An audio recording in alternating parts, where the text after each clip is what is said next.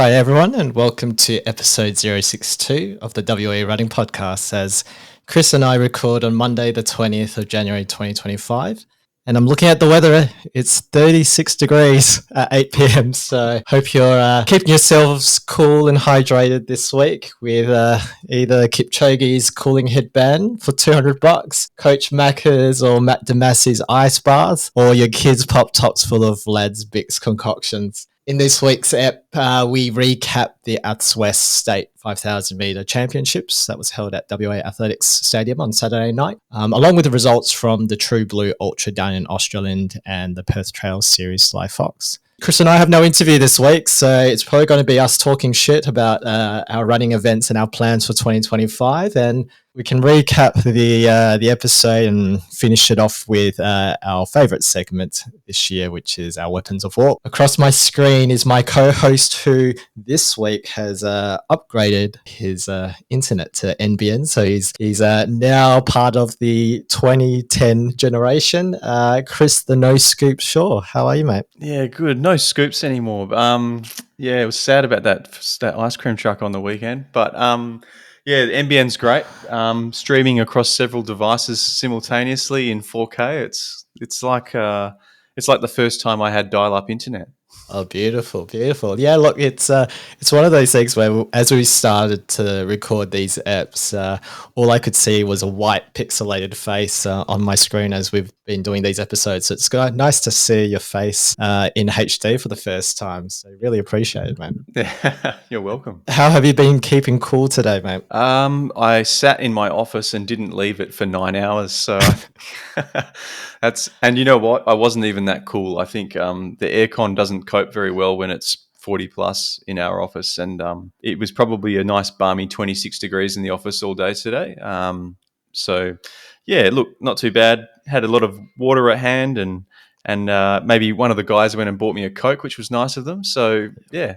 How about you? I was at work today, and we're in a new building in Northbridge. So one of the issues of the new building actually is that it's either too hot or feels like Antarctica, really. So thankfully today it was the Antarctic feeling of being on level 3. So it was really good. I was only outside for approximately 20 minutes midday as I grabbed my lunch, and I've managed to squeeze in a run at 6 a.m. this morning, which wasn't too hot, but I imagine it's going to be a lot of early rises or late night runs this week as we avoid the temperature. What's your plan this week in trying to squeeze these runs in? Yeah, early as possible, I guess. I'm not a night person, so it'll be waking up maybe an extra half an hour earlier at 4 to take off just that little bit earlier. But I'm curious, what did you get for lunch today? My office is opposite, what is it called? Russell Square?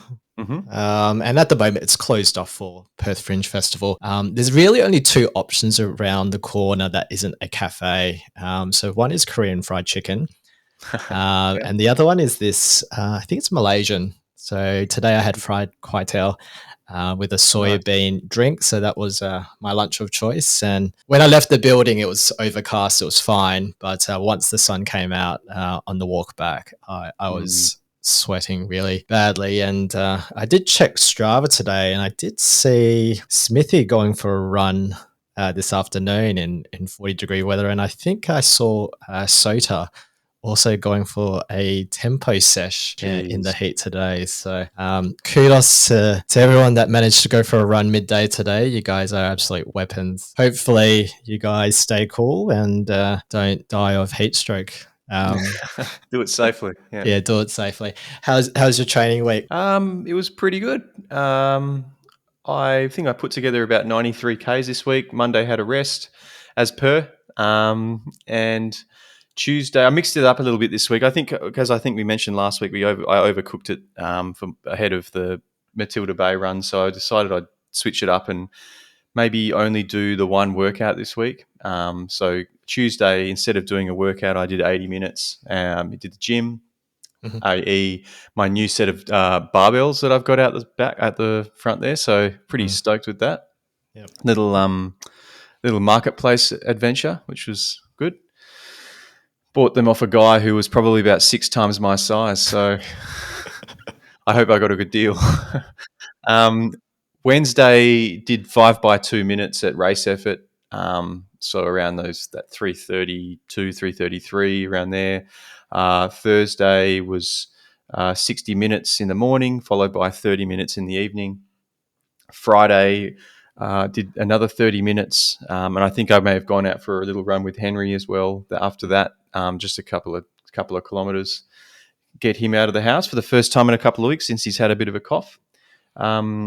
Saturday, we obviously had the race, so we'll recap that a little later, but did a warm-up and cool-down for that, so totaled probably, 12 kilometres for that evening. And then Sunday ran 2 hours and felt really good yesterday. I expected to wake up quite sore after the race on Saturday night, but I don't know, my legs felt super fresh and got out the door, and from the get-go was kind of hitting kind of 440s, 445s, and usually my long run pace is around that 5-minute mark. So, but to be honest, I did feel it toward the end of that run, just because it did start to heat up a little bit, and had the shirt off as you do, and it was feeling good. Now, I remember a conversation on Saturday night post race where you were talking up the fact that you were going to run 2.5 hours yet. So you clearly pulled the quits early. I pulled the pin on it, but I had planned to potentially do like 28, 30 Ks, but I think I decided to get in, just do the 2 hours and then maybe do another 30 minutes in the evening, but the last 30 minutes never eventuated. So, I could have gone out for a 30-kilometre run if I wanted to, but maybe not to. I chose not to. Yeah, I figured it was probably better off.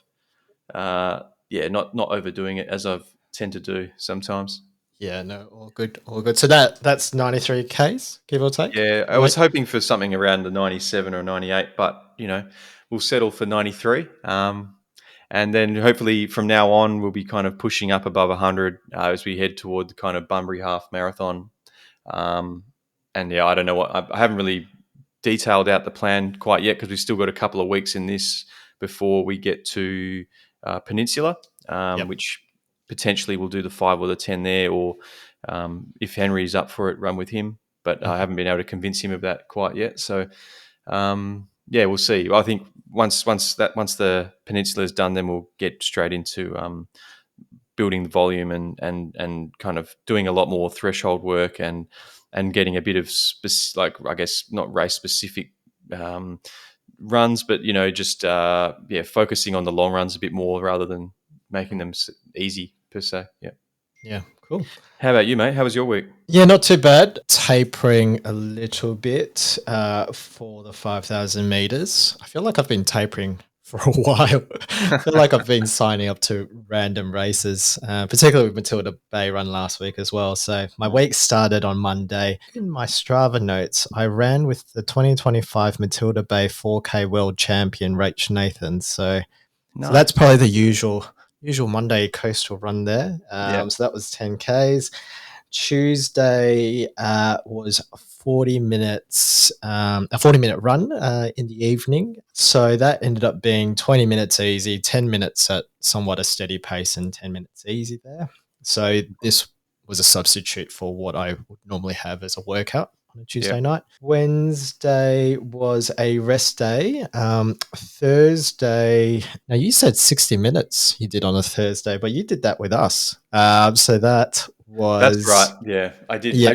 I had logged 60 minutes in my plan, but I think we ended up doing 57, 58 minutes, and we ended up doing 5 by 1 minute in there, right? Yep, correct. Yep. So you, me, and Smirelli, and we had Bond with us as well, as part of our security detail, doing the loop of doing the river loop, and I got to check out Borloo Bridge for the first time, which was good. Got to see the hills in which Shannon and Hayden were complaining about for bridges.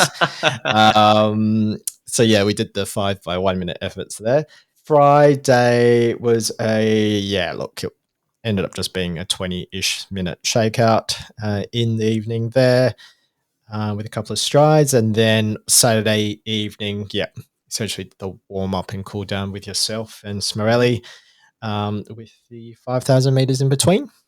And then Sunday was, I think the plan was 50 minutes, but even though Tina does prescribe time, I think there's still a little bit of me that's still anal about the number of Ks I do in a week. So I knew that I needed to do 14 Ks to hit 60 Ks for the week. So Yeah, yeah. ignored Tina's orders and just did 70 minutes worth of running. So that meant that I did 60 Ks for the week. It feels like I haven't been doing too much mileage for the last 3-4 Mm, weeks. And I think a mm, part of me is thinking, like, I wonder if that's the reason why I'm not nailing this 5K attempt. Like, I feel mm, like I'm just lacking the mileage. And I mm. know, we've reined the mileage back to focus on some of the, the workout, the 3 workouts a week and doing a lot of 5K specific stuff. But there is a part of me that wonders whether or not, once I get into marathon training and the mileage is increasing to triple figures, whether or Mm. not 5K, like running a sub 18 5K just comes naturally. So, Potentially, um, yeah. Mm, yeah. So look, over the next 2 weeks, so I'm in a new training block with Tina, and the Peninsula Run is still that's still the plan. mhm. And I'll look the next 2 weeks will just be sharpening up for that. So the Yeah, next great. 2 weeks, there's not much mileage. It's probably roughly the same, 50 to 60 Ks.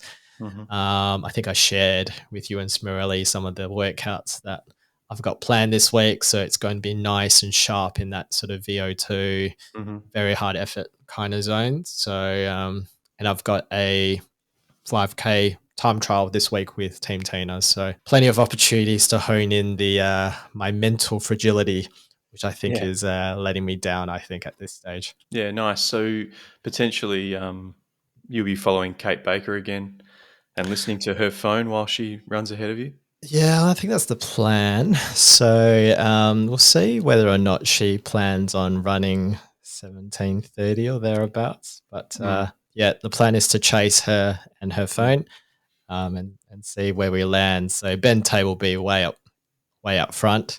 Yep. And it will be Shaf and I chasing Kate down. I hear that Zane plans on turning up actually Yeah, to the right. Team Tina time trial, so we'll see how Zane goes as well. He's been logging some very interesting runs during his recent weeks.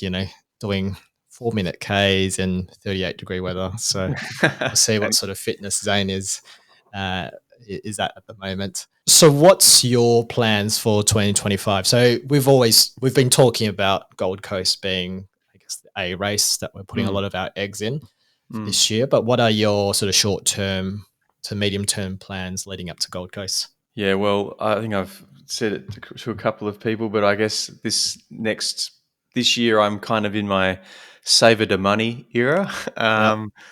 as an ode to WA Salvage, Papa Luigi. So yeah, look, just trying to maybe scale back the number of races I do this year potentially, because as I said to you on Saturday, I've just booked a holiday to Europe after Transcend, which is great. So looking forward to that, but it means that we do have to maybe tighten the belt a little bit in terms of how much running races I'm doing, or at least that aren't free marathon club events. But yeah, I think like the Bunbury half I've already signed up for. Gold Coast I've signed up for, so that's Bunbury's in April, Gold Coast is in July.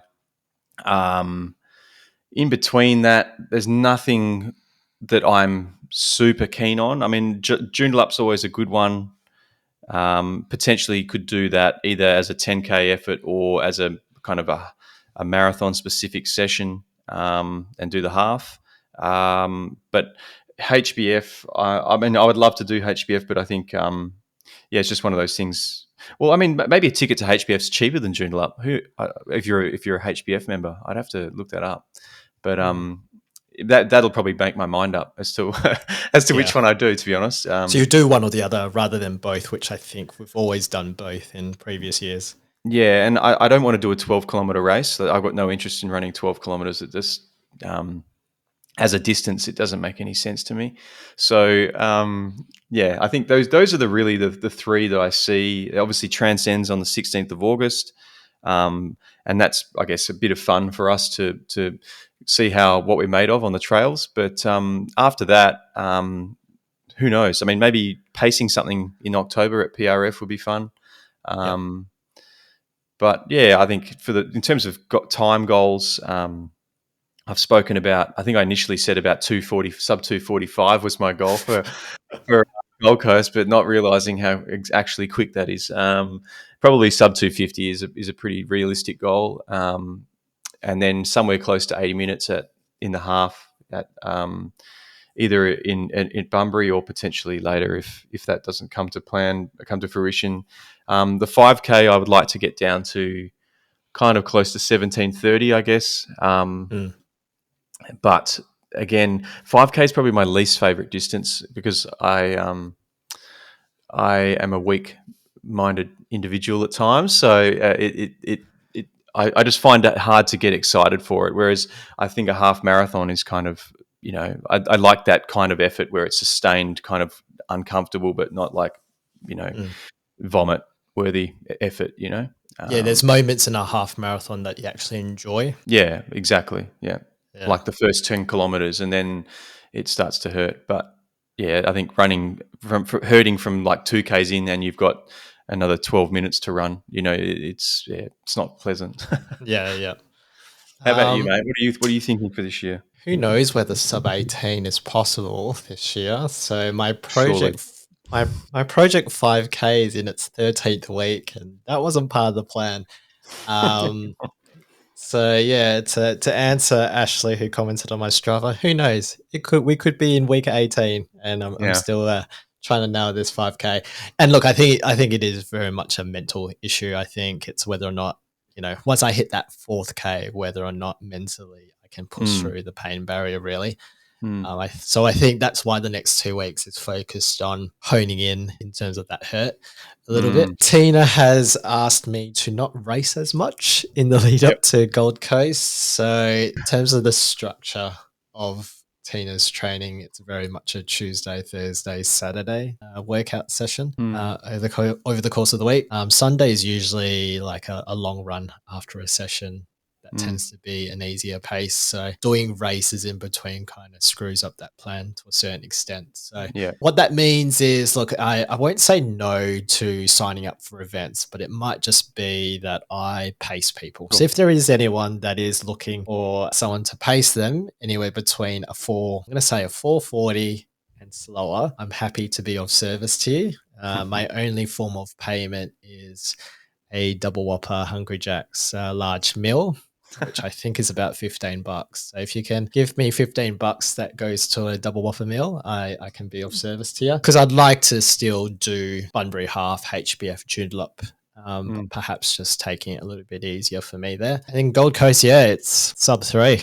We'll see how we go with that. There's going to be a huge sub 3 bus from Perth. That's the A race. That's the throwing my eggs in the basket. So working towards that. Of course, we've got Transcend in August. Not too sure how I'm going to work through doing any form of hills in my training block. But I did hear the recent episode of Crap where they had Clint on from Manning Park Trail Runners. And he talked about leg 2 being a bit of a wet one. So I might need swimming lessons to better swim through the currents rather than doing any hill training there. And then post Gold Coast, I guess it will just be, doing some fun stuff really. So like you said, whether it's pacing, Perth Running Festival. Do you reckon we'll do a 4-hour 45 bus? No, I don't think so. It would be cool to do a 3:30 or something, which would be that kind of upper end of, I guess, what we're probably capable of pacing safely. But yeah, I don't. We really, I think you and I really enjoyed it last year. It was just the length of time that we were on our feet was kind of probably unfamiliar to us, So, yeah, true. And post Transcend, we'll see how we pull up. But I do like the 12K. So City to Surf is on the 31st of August. So while some of you guys might be doing Sydney Marathon, I might give City to Surf a crack. With my one hill run at Transcend 2 weeks prior. So, what did you run at City to Surf last year? I'm trying to remember. 47 minutes, something. So go under 45 this year, maybe. Possibly, yeah. What is If that? you know, if I don't drown from Transcend, yeah, it's a possibility. So, Mm. yeah, I think I just managed to squeeze under 4 minute Ks. Yeah, cool. Surf, yeah. Okay, so shall we get into results? So we'll start with the state 5,000 meter championships. So Yeah. night of the go for 2 and 5. That was on Saturday night. Are we getting straight into results? So Yeah. shall we start with the 2,000 meter community run?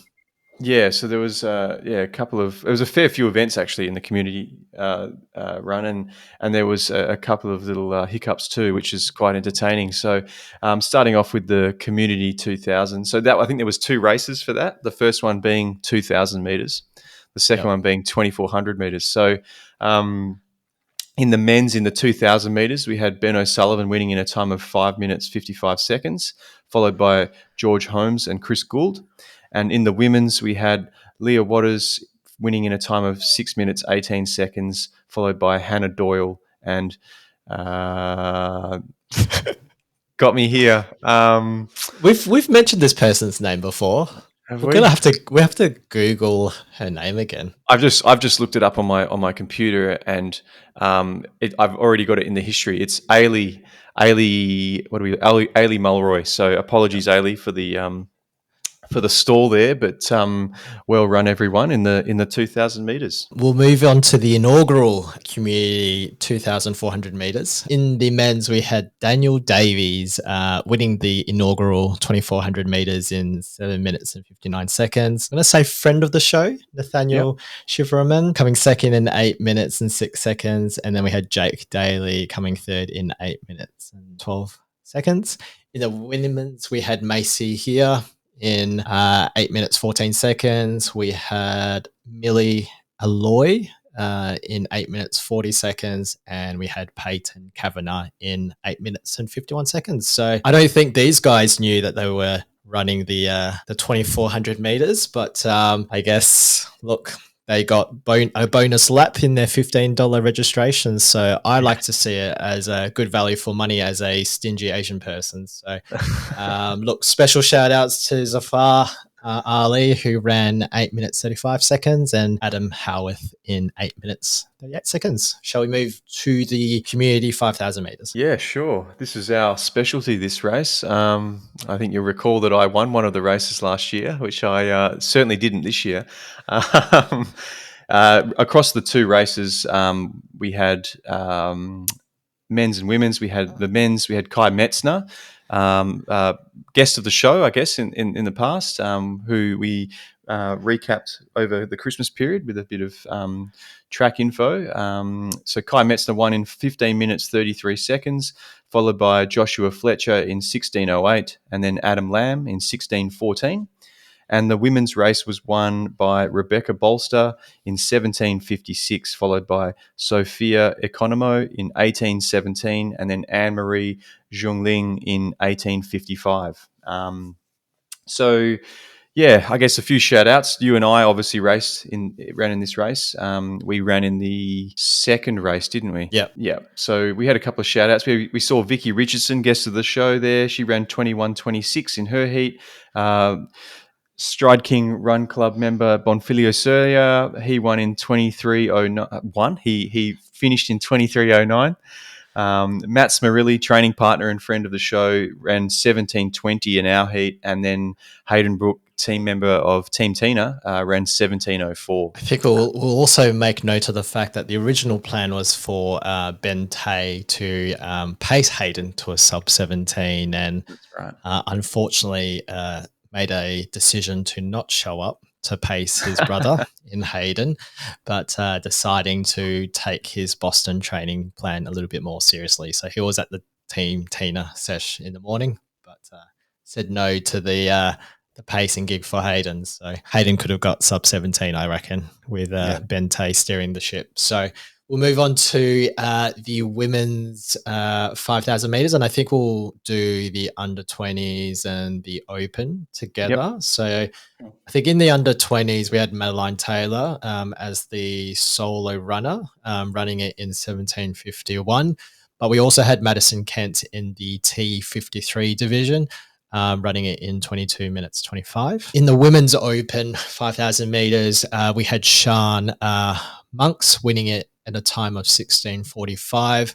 Coming second was Amy Buckingham in 17:25 and Brittany Moore in 17:45. And we saw bits of this race, and it seemed like Sian just absolutely smoked everyone and was looking extremely strong all the way to the end. So impressive to see effectively a solo run and looking so strong. And there wasn't a doubt that she wasn't going to go sub 17 there. Yeah. Her heat there. I'll pass it over to you to do the men's under 20. Yeah, sure. Classic. In the men's under 20 5,000, we had Andrew Hellbush winning in 15 minutes 14, followed by Oliver Stanfield McDonald in 15:22, and then James Chansbury in 15:24. And my nemesis from last year, Christian Perkis, ran 17:50. So my finish in 17:48 just pips him. So very good. I'd love to have raced Christian again, but maybe when he's old enough to run in the open race. Yeah, well, because the alternative is for you to fake your age, Chris, which I know some of us do. Yeah.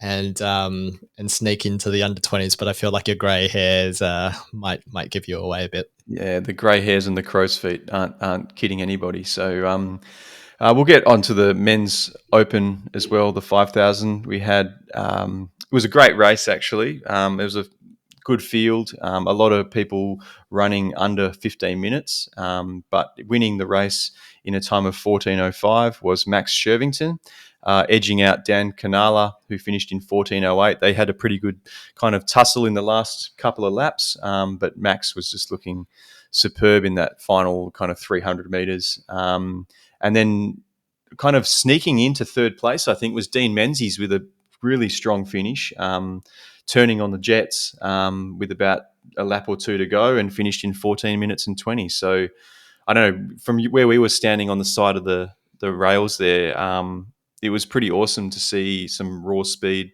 kind of toward the back end of those races for sure.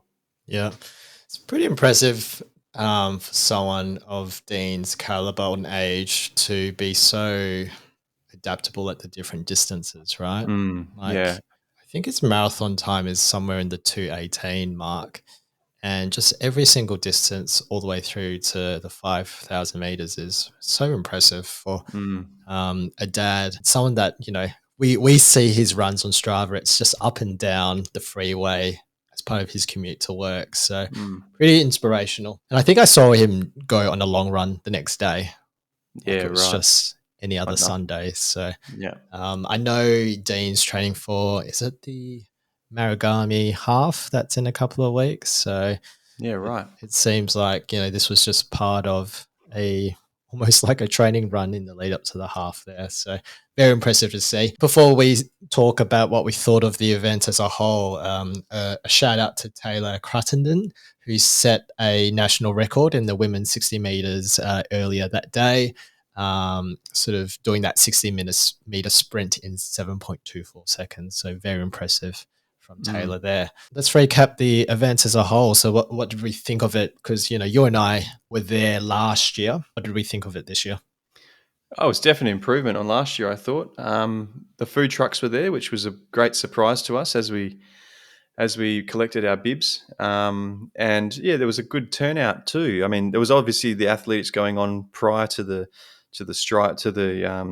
community races, but a lot of those people that were, you know, competing or watching prior to the community races stuck around, and yeah, it seems like there was pretty good numbers. I mean, I don't imagine that there's a massive draw for athletics, you know, generally in WA to races like this, but it's good to see a few people there coming and supporting their friends, and yeah, really well run. Apart from the 2,400 meter race, I think, you know, everything went to plan. I don't think we've got too much of a pull here at Warp, but don't you think that was a bit on the nose that the two food trucks that they picked was Vietnamese food for me and ice cream for you? So I don't know if that was I don't know if that was a Keely decision or not, or whether it was just a coincidence. But unfortunately, you didn't get a chance to have the ice cream scoops post race, right? Yeah, no, we were kind of went on our cool down and then rushed back to see the back end of the women's 5,000, and the truck was driving away. So you can't win them all, but the food we had from the Vietnamese food truck was great, wasn't it? Oh, very good. Yep. Yeah. Yep. I don't know if I'd pay $15 for a bun me. I feel Yeah. like, my parents would be very upset that I spent that much money for a bun me, but that was very good. It was very tasty. So if only we had the ice cream to cap it off, but no, all good. Feedback for next year. That's for sure. Yeah. It was awesome to see Carlos Aquino and Lim Kamadu in the big boy race. It was also, just seeing them stick together in that 15-minute pack and do those laps together as runners that we look up to, and to see them on the big stage was pretty awesome. And we touched on Dean Menzies, and that kick at the end is, very inspiring to see. Shall we move on to the Perth Trails series, Live Fox? So I can kick things off with that. Potentially, we could, but we could also recap our races that we ran. Oh, that's true. I feel like we were going to do Matilda Bay, like recap our Matilda Bay run last week, and then never made any reference to it. So probably better less spoken about last week anyway. So yeah, that's true. That's true. All right, let's go back to our own runs. So we'll start with you, mate. How did you find your 5,000 meter race? Well, I guess we looked at the field. We looked at the seed times that when they were initially posted. I think the start list, they all had the seed times there, so we could kind of I guess peg ourselves against where everyone else was going to be. And I didn't think we'd probably be in the bottom three, but we were, so that's okay. I think as a race, I think we did really well. I think initially we got carried away, as everybody does, in that first couple of 100 meters in that half lap, and there was the pack that was running around that 17-minute mark that we were kind of holding on to for a little bit. But then as they kind of crept away, it was just you and I really as the last two on the field, and just running it solo. Just felt good. I could hear you back there, so I knew you were hanging around, and there was a lot of people calling out. I guess now that we've got the podcast, there's people starting to know who we are, and so we had a few people shout out to us. I think I heard Raf shout out at one point, and a whole bunch of people just yelling "Come on, Warp," which was interesting. And there, obviously, Sota was there taking photos, which was nice of him. And a lot of the Let's Cook running team members were there as well. And I think we gave a little bit of a stir for them, and they kind of responded in kind by cheering us on for a few laps, which was great. But yeah, as a race, I think personally, it was executed pretty well. The plan was to kind of run kind of 85s, 86s for the first, 8-9 laps. And then if I had anything in the tank, pick it up. And to be honest, didn't have much left in the tank for those last 3 or 4 laps. But I think the last lap I managed to close pretty quickly in I think it was like a 77 or something like that. So nice. Managed to. I thought I was closer to 18 minutes than I actually was. So I ended up in 17:48, but I thought I was going to be somewhere around the 17:55 mark. But when I came down the home straight and saw the clock saying 17:34 or whatever it was, then I was like, oh, okay, I'm pretty safe. So I managed to catch someone just before the end, but how about you, mate? I think you were with me for 3.5 kilometers, and then it kind of fell apart. Because the plan from the timing point of view was that 200 meters was 43 seconds and then 86-second laps. So the plan coming into it was, I'll just manual lap it. That strategy worked really well at the John Gilmore race, and then it just gave me something to focus on each lap. And I think I was just staring at your ass for like a good 8-9 laps, which was fine. Every time you smoke me in the training sessions, I'm just staring at your ass anyway.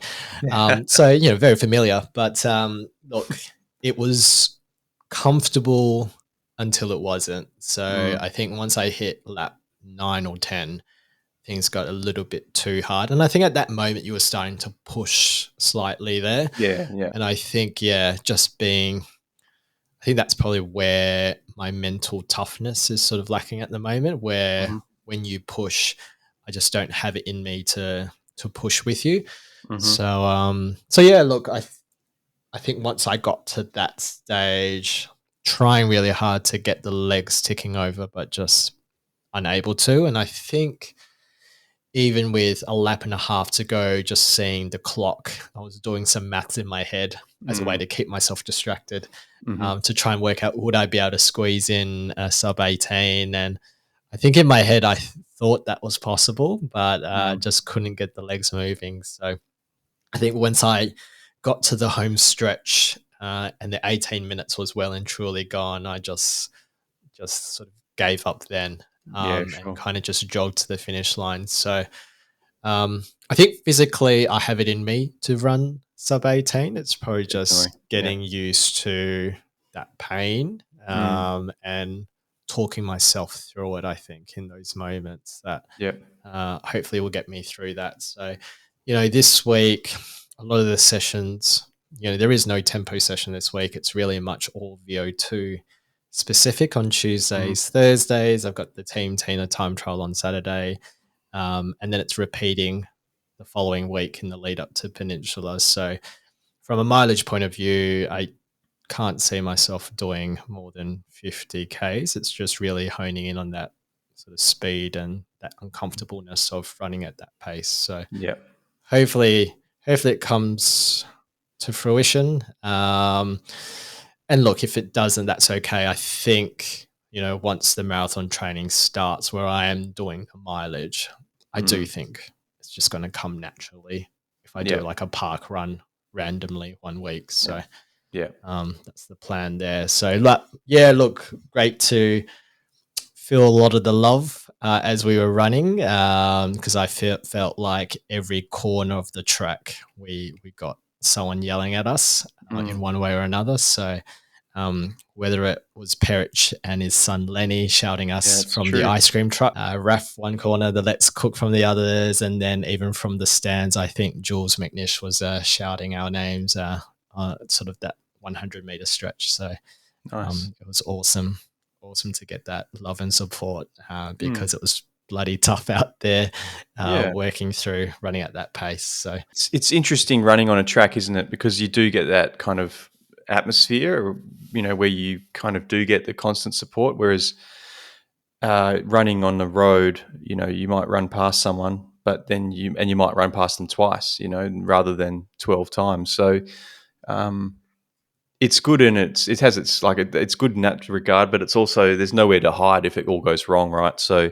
yeah, um, yeah, you're kind of at the mercy of your own kind of perception of what other people are thinking, I guess. But um, yeah, that's an interesting observation. I think I felt that mm. in the finishing stretch. Like there was a moment of, I don't know if I'd say shame, or like this feeling of, Shame. yeah, or just like, I don't know, letting people down. I don't know. It was a weird Mm, feeling at that moment where I kind of just gave up. Going, oh fuck it, like mm, it's not happening. Like, yeah. and I don't know if that's just a sign of mental weakness, because regardless of whether or not I hit sub 18, I probably should have finished strong, but I Sure. decided Yeah. not to. Yeah. So it's probably still something for me to work through. Like, Mm, regardless of whether or not I was going to hit that goal or not, I should have still finished strong. So mm, something for me to still work on, because I think that's still not just in the 5K, but across all distances, I always seem to slow down towards the end. hmm. And it's probably something that I need to still work on regardless of the distance. Like, I should still finish strong in a marathon, Mm, half marathon, 10K, so forth. So yeah. um, yeah, no, Yeah. I've got another chance to do it again in 2 weeks and see Yep. where we go at the Peninsula Run. I think Um, I think yeah, taking the pressure off is a good way to do it, isn't it? If you're talking about potentially if you don't make it in the next 2 weeks, then getting into a marathon block and letting it just kind of naturally happen. I feel like we tried to run sub 18 last year at this event, and we missed it by 10 or 15 seconds or whatever. And it wasn't until kind of almost 10 or 12 months later that I actually had another crack at it, So yeah, it's good to kind of just shift the focus a little bit potentially, and it does become it does become a weight on your shoulders. I think constantly trying to break this one goal. Yeah. And we see it with people doing marathons, getting exhausted from the training, but also the mental load of having not broken 3 hours or whatever it might be their goal is, and or you be like Matt Maguire and you just give up running altogether and play golf. So we'll find out after the 2nd of Feb whether or not I just give up altogether. Yeah. and take up swimming. In the pool in 2 weeks, we know something's gone wrong. Yeah, definitely. Yeah. All right, let's move on to the Perth Trail Series Sly Fox. That was over the weekend on Sunday in Jarrahdale. So the Johnny Walker distances are back. So we'll start with the black course, which is just a touch over 15 Ks with 250 meters of elevation. In the men's, we had Chart Miller winning it in 57 minutes and 30 seconds, followed by Dale Zabiela and Pierce Bresman. Yep, 007 almost, in a time of 1 hour and 2 minutes. And in the women's, we had Petra Georgian winning it in 1 hour and 9 minutes, Kirsten Bust in 1 hour 13, and Maud Annie Foley in 1 hour and 14. Did you want to do the blue course? Yeah, the blue was just shy of 10Ks, so 9.9 kilometres with 170 metres of elevation. In the men's, we had Kaylin Bennett, which was in the youth category, winning in 41.02. Adam Pryor coming in second at 46.09, and Jay Bassett in 46.10. So looked like a sprint finish, only a second apart there. In the women's race, we had Jenna O'Neill winning in 50 minutes and 5 seconds, followed by Rachel Jovic in 52.28, and then Emma Miller in 55.21. How did the green go, Simon? So the green label, which is 5.2 kilometers with 90 meters of elevation. In the men's, we had, would you say that's Titch? Yeah, Titch or Teich. We'll go with Titch McSwain in 21 minutes and 14 seconds. We had Diane McSwain in 21 minutes and 20 seconds. So running together there, the McSwains. And Ryan Steele coming third in 25 minutes and 54 seconds. In the women's, we had Ebony Reagan in 24 minutes, 30 seconds. And then we've got Kelly Guess coming second in 27 minutes and 24 seconds. And then Nicola Winder in 28 minutes and 16 seconds. We'll move on to the True Blue Ultra that also happened over the weekend, and we had no idea this was happening. So this was down in Australand with a number of different distances. Did you want to start with the 100K, Chris? Yeah, I think we've got 6 different distances here to go. So hold your breath, everyone. In the men's, in the 100K, it was all men. There was no female runners in the 100K. We had 19 runners. Michael Hooker took out the win, running 7 hours, 26 minutes and 30 seconds, which is a course record. That's 4:23 per kilometre for 100 kilometres, which, is extraordinary. Sean Hall came in second in 8 hours, 15 minutes, 23 seconds, followed by Colin Malden in 8 hours, 27 minutes, 11 seconds. And another shout out to Big Kev Matthews, running 9 hours, 45 minutes, 47 seconds, backing up from last week's 24 park runs in 24 hours. So congrats to you, Kev. Beautiful. We'll move on to the 75K, which is a very strange distance. But we only had 3 runners. So congratulations to those 3 for being in the top 3. So we'll start with Levi Quinton in 7 hours and 2 minutes. Genevieve Warrener coming second in 7 hours and 9 minutes. And then we had Drew Mayhills in 9 hours and 37 minutes. Shall I just do the 50K? So we'll Yeah, go. probably had some more gender diversity in this race. Yeah. So in the men's, we had Andrew Pienaar in 3 hours 39 minutes, Jack Barnes in 3 hours 41, and a well-known name in the running community, Tony Smith, coming third in 3 hours and 47 minutes. In the women's, we had Dimiti Lee Duke taking it out in 3 hours 47 minutes, Raquel Ray in 5 hours 35, and Pamela Williams in 6 hours and 6 minutes. Over to you for the 25K. 25K, the men's, we had Joshua Kuhn finishing in 1 hour 47 minutes, followed by John Foley in 1 hour 48 minutes and Rob Collins in 1 hour 54 minutes. The women's race was won by Claudia Seek in a time of 1 hour 50 minutes, followed by Caitlin Hindmarsh in 1 hour 58 minutes, and then Heather Longworth in 2 hours and 15 minutes. We've got two more results to go, everybody. So, yeah, Hang on. keep holding on. Hold on. We've got 12.5 Ks. In the men's, we had Radek Zitowski in 48 minutes, Bryce Bevan in 55 minutes and 3 seconds, and Philip Pelosi in 56 minutes and 57 seconds.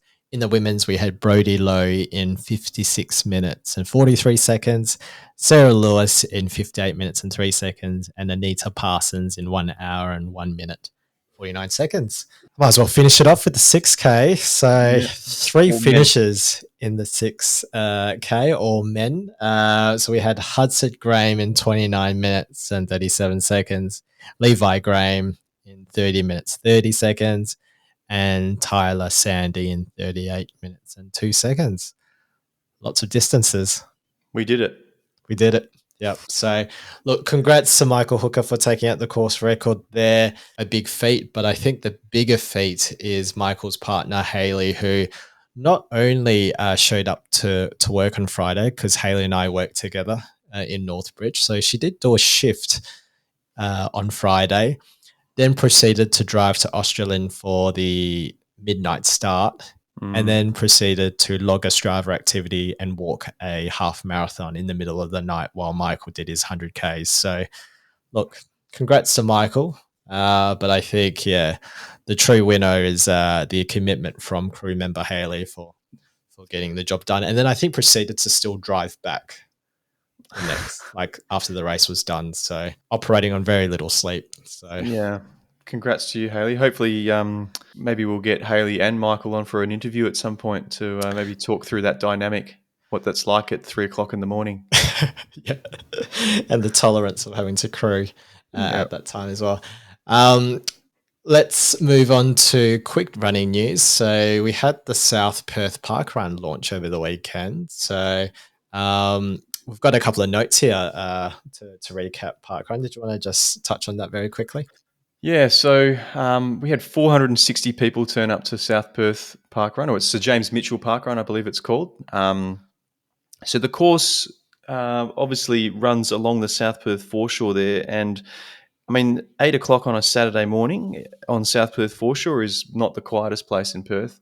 So I think that's some of the feedback we've received from the first place finisher, Jack Sirrett. He finished in 16:58. He said potentially, there was a little bit of grass there, lots and lots of people, and some pretty scary corners in 90-degree turns. So, look, maybe with a few less people, it'll get a bit easier. But yeah, I to be honest, I can't see myself getting down there to compete with 460 park runners, but also, probably 1,400, footpath users on a Saturday morning. What do you reckon? Yeah, I agree. In saying that, I feel like Jack was talking about how difficult the park run was, and I wonder if that was a way of him trying to tell his faster friends to not try this park run and go for his course record. So as it stands at 16 minutes 58, we'll see whether or not that time gets broken over the next couple of weeks. There'll definitely be a few individuals I know who will be seeking to beat that time. So look forward to seeing that happen. All right, we'll move on to upcoming events. So we've talked about the Marathon Club Peninsula Run on Sunday, the 2nd of Feb. We've got distances in the 5K and 10K. Sunday night, so it's a 5 p.m. start, which is quite different to in previous years. Then the following week, we've got the Busso Bay Run on Saturday, the 8th of Feb. And then on Sunday, we've got, another Perth Trails Summer Series. So we've got Qigong, which is on the 9th of Feb, as well as the Marathon Club John Forest Trail Run with distances in the 13K and 5K there. Now, that run, I believe, was cancelled, wasn't it? Yeah, cancelled last year. I think I'd signed up for it. I bought new trail shoes for it, and then didn't get to use them for the next couple of months, which is a bit of a shame. But hopefully we get a little bit cooler weather this year, and it'll be probably, if you are interested in doing that, Simon, your first endeavour into the trail experience ahead of Transcend. So I think it's quite technical from what I heard. So it's not a fast course, but it'll be interesting. Yeah. Okay. No, I might give it a go. Yeah. But Maybe. Before all those events are coming on that weekend, we've got the 3 events in the one weekend. We've got our community run on the 7th on the Friday. So it'll be a good shakeout for anybody doing any one of those events, really. That'll be hosted by the Running Centre in West Perth at 6 a.m. We're going to have On Running there with a selection of shoes, including the Cloud Monsters, the Cloud Flyers, the Cloud Runners, and the Cloud Eclipse. There will be a range of sizes in those, so we suggest that you get down early, say 15 minutes before 6, to get your shoe size, and then we can all get started. Vlad Ixel will be there with Bix Nutrition and Hydration, and also coffee will be provided by Joey Bistro. So very much looking forward to seeing a few new faces and more gender diversity this time. I'm sure Vicky won't be the sole female runner this time at our community run, we hope. But look, we're very much looking forward to it. We're very grateful to Vlad for his continuing support, and Sam and Raf for getting on board and potentially making this a series of events throughout the year. So I was hoping that you'd keep the get there 15 minutes earlier to reserve your shoe preference, but I guess the cat's out there. Well, I'll be there 30 minutes early for anybody asking. Yeah, wonderful. Yeah, looking forward to seeing you all there, and hopefully we keep it nice and chill for those that plan on racing over the weekend, including the Busso Bay Run. That's on the next day there. I think to cap off the upcoming events, we've got the Yabaroo Trail Run that is up in my hood this way. So that's on Saturday, the 15th of February, with distances that includes the 50K, 25, 15, 10, and 5. Pick your poison there. All right, so we'll move on to Warp Admin. So, something that we're really excited to announce is we're playing a training block series for the upcoming Bunbury Running Festival. So that's on Sunday, the 13th of April. And I think we've locked down 2 athletes that will be part of that training series. One person we seem to mention on a week-to-week basis and never really named properly. So there will be one of the athletes, and we've locked one in this morning. But we're looking for one more athlete. So if you've signed up for either the Bunbury Marathon or even the Bunbury Half, and you're wanting to be part of our training block series, please send us a DM, and we'd love to have you on as part of this special 4-part series we've got planned. Hopefully, we can lock the 3rd and final place, and we can start the ball rolling on the recording. Shall we move to our favourite segment, which is the weapons of war? A lot of weapons this week. It seems like we've got a fairly consistent stream of weapons every week, which, we do get a lot of the same names pop up. But we've got Mitch Gray again. A couple of weeks ago, it was the marathon run around a car. This week it was the marathon, 26 miles with 26 beers per mile. Not per mile, 1 beer per mile. Yep. Drink responsibly. He managed to get it done. There was a lot of updates late in the evening, completely shit-faced. So, he also managed to go on a run the following day. So, Mitch obviously doing it differently. Look forward to seeing what's next in his endeavours, but hopefully it's a race. I'd like to see him actually run a race rather than just doing this stuff. But The reason. yeah, exactly. We had, obviously, as you mentioned, we had Ben Tay letting a brother down, bailing on Hayden Brook. But he missed out on his sub-17 by 4 seconds. But obviously Ben Tay's prioritising his build to, did you mention it? Was it Boston? Is that what you said? Yeah. So the other one we had was a nomination. Actually, so we appreciate nominations because it takes the load off of us having to scour Strava or Instagram for breaking stories. We had Tom Shenton nominating Sam Foster, who's a WA runner based in Melbourne at the moment. They finished top 10 verified. They finished top 10 in a verified Strava segment in Central Park this week, running 3:06 per kilometre for a 2.54 kilometre loop called the Central Park Reservoir. So Jack Sirrett, if you're out there looking for segments, I know you do get over to the States a little bit. Maybe you can head over again and pick that one up. Thanks, Tom, for the nomination. Look, I feel like, from the previous host when they were doing the Warp leaderboard, we would always mention Matt Neves. We always mention Vlad Ixel. I feel like week upon week, Mitch Gray is a consistent member of the Weapons of Warp. And I'm sure there's more than just a mention at the Warp that he's doing this for. Because I know he did that marathon every day for charity, but I feel like a lot of these challenges are for no reason at all. I wonder what the game plan, like what is the plan for Mitch? Whether or not there is a real race coming up that he's looking to train for, or whether or not he's just looking to build upon the craziness. I don't know what's next after 26 beers and 26 miles. I'm not too sure. Yeah, I think it's important that we celebrate these unique individuals, though. So, I think nobody wants to hear, or not everybody wants to hear about training weeks, us talking about our 5 by 2 minutes. So it sometimes is more entertaining to hear about Smithy running away from an ice cream truck or Mitch running around a car. So, Mitch, we encourage the behaviour. We look forward to seeing what's next, but we also want maybe some other weapons to step up to the plate and undertake some unusual, more suspicious behaviour, as we like to call it. Yeah, definitely. It kind of does make our beer mile that's coming up a nothing event. Yeah, so I don't think I'll be able to drink. I can barely drink 4 beers and run a mile. Let alone 26. Yeah, 26 is phenomenal. Crap have been quite quiet about the beer mile event actually since the new year. So we were talking about dates and we had a placeholder set sometime in March, but nothing has come about. So might have to head down to Run Club and have a chat to him, I think. Yeah, it was interesting when you said on their episode that you'd go to their double run club at 6:20, and I don't think you've come back since, right?